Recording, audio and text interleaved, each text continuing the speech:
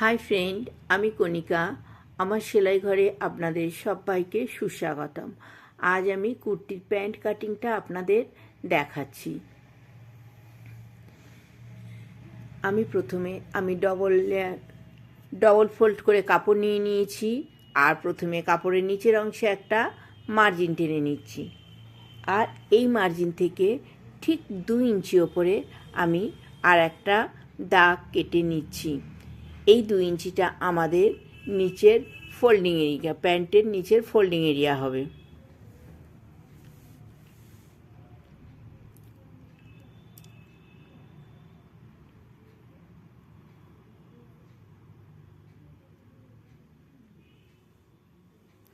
আমি দেখুন এখান থেকে 4 ইঞ্চি পরে একটা মার্ক করলাম। 4 ইঞ্চিটা আমাদের গ্যাপ। এবার আমার পায়ের নিচের মুহুরি আছে 14 ইঞ্চি, তো আমি 7 ইঞ্চিতে দাগ কাটবো।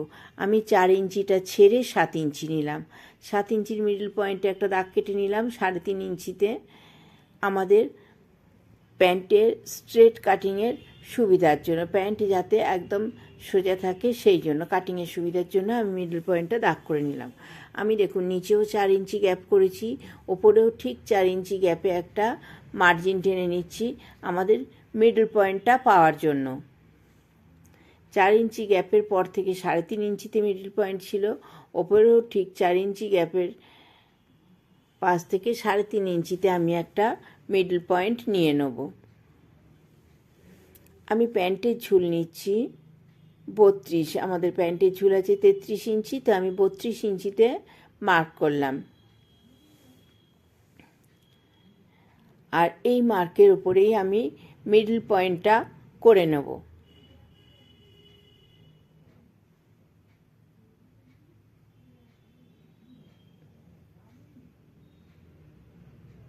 নিচে 4 ইঞ্চি, ওপরেও 4 ইঞ্চি গ্যাপে দাগ করে নিচ্ছি।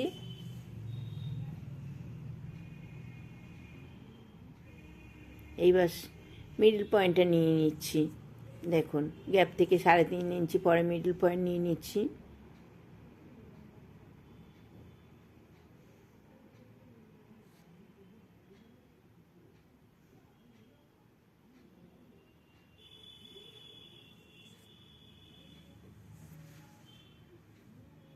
এইটা আমাদের প্যান্টের মিডল পোর্শন। আর এইটাই আমাদের প্যান্টের ফ্রন্ট পোর্শন। তো আমি দেখুন 11-র অর্ধেক 5.5, মিডল পোর্শনে আমি 5.5-এ ফিতেটা ধরেছি, ধরে দুদিকে 5.5 করে 11তে আমি দাগ দিয়ে নিলাম। আমাদের হিপ যা হবে সেটাই আমরা শিটের জন্য নিই। তো আমাদের হিপ এখানে 11 হয়েছে, তো আমি শিটের জন্য 11 ইঞ্চি নেব। আমাদের ওপরে যেহেতু অ্যাড হবে সেই অংশটা ছেড়ে দিচ্ছি আমি, সুতরাং আমি 10 ইঞ্চি নিচ্ছি। আমাদের ওপরে 1.5 ইঞ্চি যোগ হবে বেল্টের জন্য, তো আমি এখানে 10 ইঞ্চিতে সিটের জন্য নিচ্ছি। আমি 10 ইঞ্চি নিচে একটা মার্ক করলাম। এখান থেকে আমি একটা স্ট্রেট লাইন নিয়ে নিচ্ছি।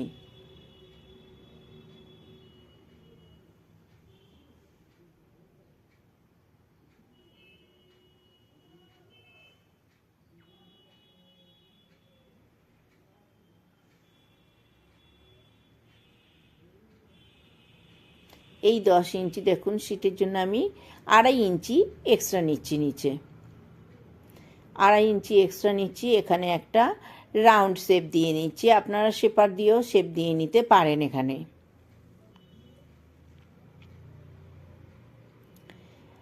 আমি এখান থেকে 10 ইঞ্চি নিয়েছি সিটের জন্য। ঠিক উল্টো দিক থেকেও আমি 10 ইঞ্চি নিচে একটা মার্ক করে রাখবো প্যান্টের শেপ ফেলার জন্য।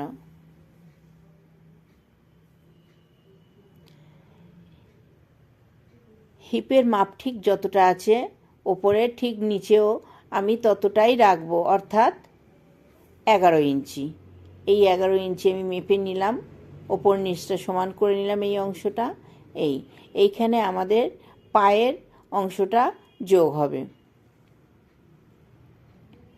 তো আমি স্ট্রেট দাগ কেটে নিচ্ছি ওপর থেকে নিচ অবধি। দেখুন এইবার আমি এই অংশটা পায়ের নিচের সঙ্গে মিলিয়ে দেবো। এটা আমি সোজাই মিলিয়ে দেবো, এখানে কোনো রাউন্ড শেপ থাকবে না।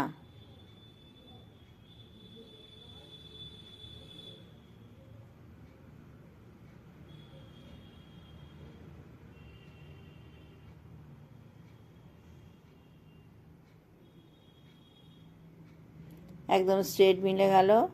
এইবারে দেখুন এই অংশটায় হালকা রাউন্ড শেপ হবে, এই অংশটা কিন্তু স্ট্রেট মিলবে না। সিটের নিচটায় একটু বেশি ভাঁজ হবে, তারপর সোজা হয়ে নামবে। এটা যদি আপনারা সেপার ব্যবহার করেন তো এইটাও সুন্দর হবে। সেপারের সাহায্যে এটা দাগ কেটে নিতে পারেন।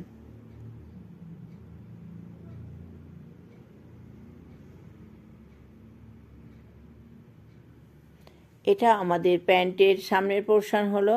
তো আমি সামনের পোর্শনটা কেটে নিয়েছি। সামনের পোর্শনটা কেটে নিয়ে আমি দ্বিতীয় পোর্শনটার ওপর সামনের পোর্শনটা রেখে দিয়েছি কাপড়ের ওপর। এখানেও কাপড় ডবল ফোল্ড আছে, আর আপনারা খেয়াল করতেই পাচ্ছেন আমি পিসটা পুরো ঘুরিয়ে রেখেছি, অর্থাৎ যেদিকে পাটা কেটেছি সেই দিকটা এখানের কোমর অংশটা নিয়ে নিয়েছি, কারণ পায়ের অংশটা চওড়া আছে, আমাদের অল্প কাপড়ে প্যান্টটা হয়ে যাবে। তো আমি দেখুন একটু ফাঁকা রেখেই এটা বসিয়ে দিয়েছি। যেটা আমাদের সাইড পোর্শনটা আমি বরাবর ড্রয়িং করে নিচ্ছি, প্রথম অংশের একদম বরাবর।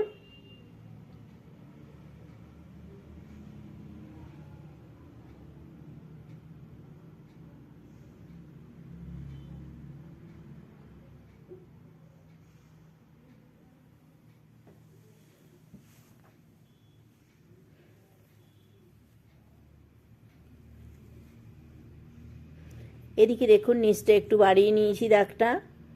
আমার এই পোর্শনে কিন্তু 2 ইঞ্চি করে এক্সট্রা নেওয়া হবে।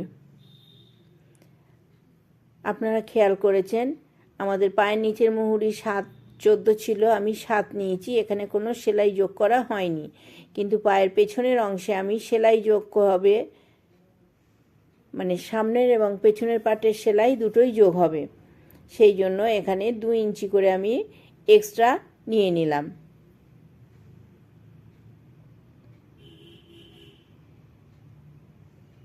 একদম একইভাবে দেখুন সেই রাউন্ড শেপেই 2 ইঞ্চি এক্সট্রাটা নেওয়া হচ্ছে।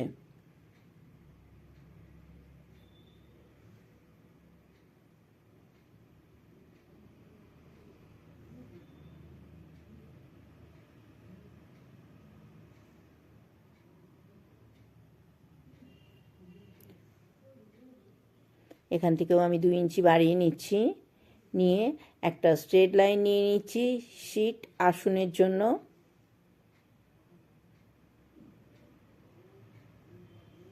এই দাগটা আমি ভেতর দিকে 1/2 ইঞ্চি ঢুকিয়ে নেব।